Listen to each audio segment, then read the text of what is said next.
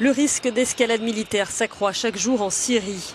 Pour l'heure, l'escalade est surtout verbale entre les acteurs internationaux engagés dans le conflit. Après une intervention aérienne, la Turquie et l'Arabie saoudite menacent désormais d'une action terrestre.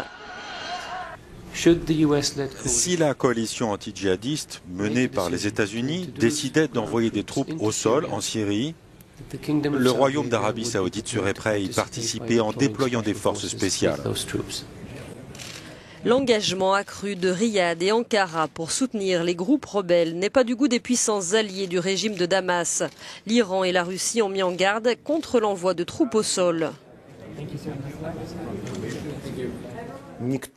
Personne ne veut d'une nouvelle guerre. Une opération au sol entraînerait une guerre totale et longue. C'est cela qu'il faut garder à l'esprit.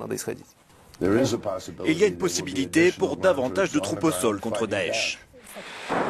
Le conflit s'enlise depuis 5 ans au gré des alliances qui se sont constituées.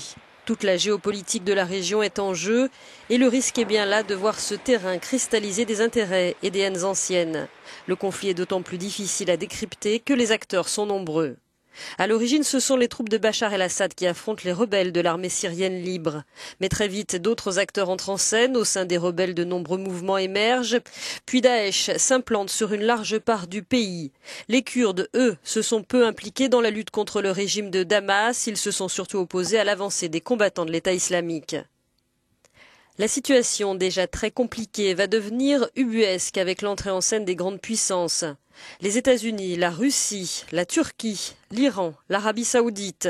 Officiellement, tous ont un ennemi commun, Daesh. La coalition menée par les États-Unis s'est constituée pour cela. Officiellement, la Russie est entrée en guerre pour combattre les djihadistes. Officiellement toujours, la Turquie aussi. Mais sur le terrain, chacun poursuit un agenda bien différent. Moscou, allié indéfectible de Damas, bombarde essentiellement les rebelles. La Turquie, de son côté, vise les Kurdes, dont la progression inquiète Ankara. Les alliances sont mouvantes et les antagonismes se creusent. Les bruits de bottes se font donc plus pressants.